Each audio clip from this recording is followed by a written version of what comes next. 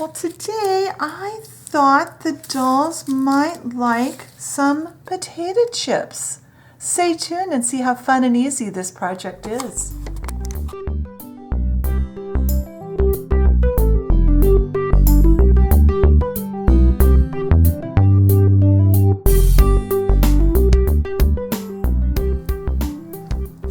All right, our doll potato chips are made just of regular standard lightweight printer paper. Now, depending on if you're going to hand cut or use an electronic cutting machine will depend on when you're going to paint your paper. And full instructions will be on the free downloadable pattern. Now, this is another project. I've created a free pattern for you. You are free to make as many potato chips for your dolls as you want. You can even, if you give away or sell the chips, just please don't share my pattern with other people because I go to a lot of work to make these, and it's not fair to me if you're, giving my pattern out without people clicking on the video, clicking on the blog post. That's important in order for me to keep giving you free patterns. And the directions that I'm going to go over here really quickly now will be in more detail on the blog post and in the files that you download with the pattern. So it's on regular printer paper. If you are going to hand cut using the PDF file, you'll need to print first and then do the painting.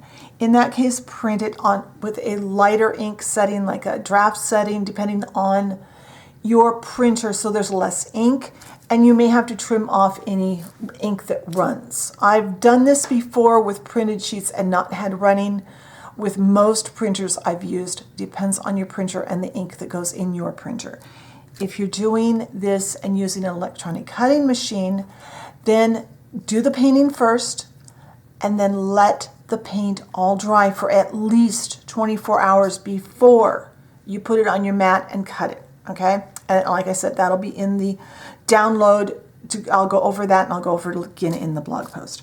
So we're going to start with our first coat of color. We're going to have 3 coats of color on here. We're only using 2 colors of paint, but they're going to be really watered down. We have a golden yellow. This is Apple Barrel's Golden Sunset, and then any white craft paint.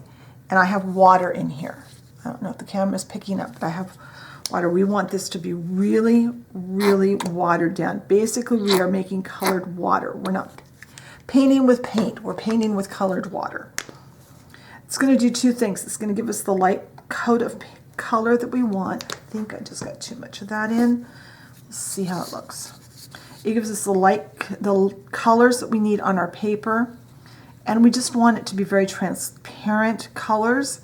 It also is going to make the paper kind of contract and kind of bubble and look a little bit more like a potato chip. Let me I want a little more white in there. And I find it's best to use a sponge brush for this one. Now, if you are going to do more than one, like if you think you might want to do a batch today and then do another batch later on, it would be a good idea to save your paint so that you can use the same if you want them to be together. Oh, and also, I have a piece of wax paper on my work tile. That's really important because you don't want this to stick. We're going to get this paper sopping wet. It's going to be very, very wet because we are mainly, like I said, we're saturating this with water that's just been colored with paint. And it will make it very fragile and it'll make it want to stick. This is a little darker than it ideally would be, but that's okay. These chips are going to be a little more yellow than the ones that I'm going to show you that I've cut because this is actually the second sheet I'm painting. And I didn't save my paint like I just told you you should. So I'm going to I'm going to coat this as fairly well. Don't rub too hard on this with your brush because it will peel, the paper will peel up, it'll pill. So I'm going to turn this over. No, I'm not. It's going to stick if I do that. I'm going to let this dry for probably 10-15 minutes. Then I'll come back and I'll do the back side of this. Once the back side is coated and dried, I'll come back and we'll go on to our next step. All right, so this paint is pretty much dry. So I have this container with a little bit of water in the bottom. And I've got my white paint. I used this earlier, so it's already got some white in it. Come on. It's getting almost empty and it's making hilarious noises. All right, and then I'm using a sponge. It's just a cleaning sponge, like you used to clean stuff in the kitchen. I might have to get more water. But then we're going to take our sponge and just randomly dab it on and get this. You want to lighten this up with this white, but you don't want it solid. You can have some darker spots and some lighter spots. I'm going to let this side dry for a little bit. Some of that water evaporate, then I'll flip it over and I'll do the back side. And when that gets dried enough, I will come back and we'll add another color. All right, this is fairly dry now. The first layer was a little darker than I wanted, but other than that, it looks good. So now I have more water in here and I have my golden yellow. And I'm repeat that last step, except I'm not going to use as much. Got another sponge.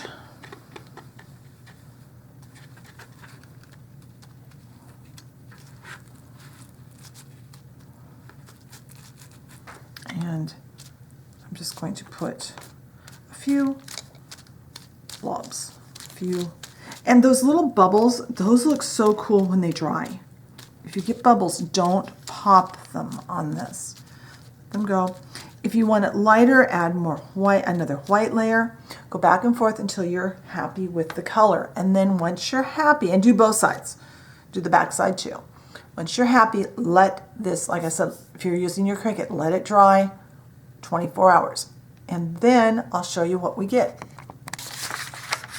All right, so this is future me coming back to show you this paper. I think if I remember correctly, when I recorded the last bit, I was really worried about how dark this was getting. This is now dried for 24 hours, and it looks a lot better. Now the back, I got too much dark on, and I am going to go back and sponge paint it with the watered down white paint over this. Let it dry, and then I will be able to cut another sheet of the potato chips, but you can see how much lighter this got after it dried. So I just wanted to show you that so you can see that. Let it dry and then you'll see what color you've got, and you can always adjust afterwards. Okay, back to the project. All right, I've already cut mine because I wanted to make sure it was going to work, but I thoroughly taped it down to the mat with washi tape, and then I just did it on a regular paper setting. But mine was lighter, the first batch, and that's the thing I'm not happy with, that last one I did. But each batch of chips is different. So now, just going to pull this off. And you have a whole bunch of chips. I'm going to get these all off of the mat, and then I'll show you the next step. All right, I have all my little chips cut out. I used my Cricut and got them all ready to go. I have a little tiny paintbrush and I have some cotton swabs, and I've been playing around. I also have some water with some of the same golden yellow, or in this case it's golden sunset, paint in it. It's a mix so that there's enough paint in there that it really shows up. I'm going to show you a couple of ways, kind of vary how you approach your different chips. Some of them put a pretty heavy line around them. And then others put some lighter lines. And kind of drop them down onto your paper, onto the wax paper. Just remember, you want to have the wax paper so they don't stick. Ideally, this would be a thinner line. Some of them you can like put some spots on that are darker. Maybe they got overcooked.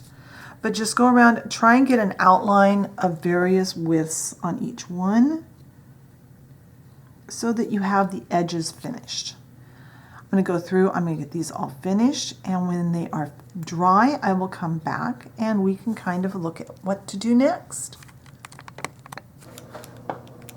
All right, these have dried, and now we're going to do just a couple more, just little steps to just make these look a little more realistic. So I have just a little bit of water in here.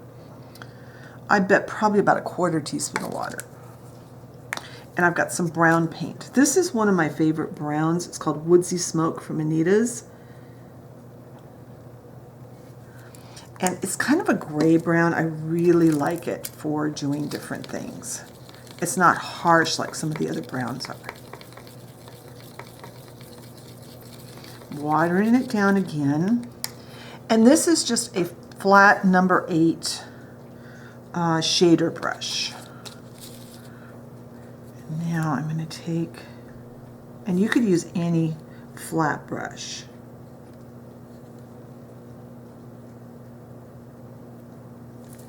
But I don't want very much. That's getting a little thicker than I wanted it even.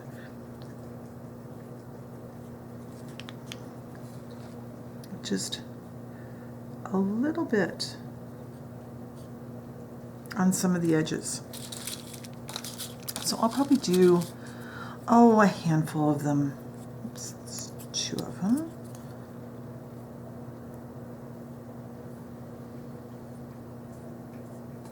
So I'll probably go back and do a few more off camera, and I'm going to wipe off some of that because I got a little more on it than I wanted. And then I'm going to take a couple of chips and I'm going to tear them because there's always a few broken ones in the bag. You know, you get the bag of chips and there's a couple of broken ones in there. So I kind of get them a little bent up. I'm going to do a few edges on a few more off camera, maybe tear a few more, and then I'll come back. All right, here are all of our chips, and I think they look really good. These would be so cool next to some of our other doll foods we've made. And I do have a assistant here, and you can see they're a good size for her to hold. I hope you enjoyed today's project. Be sure and check the blog post for photos, more details, and also, of course, the link to the pattern, both the hand cut pattern and the one to cut with your electronic cutting machine, and also instructions for how to do both of those will be in the folder to download, and I'll talk about it on the blog. If you like the video, be sure and hit the like button. Leave me a comment. What kinds of things would you like to see in future videos? If you enjoy my content and haven't subscribed, I encourage you, hit that subscription button and the notification bell so you know when I put up a new video. Thank you very much for watching today, and I will talk to you next time. Bye.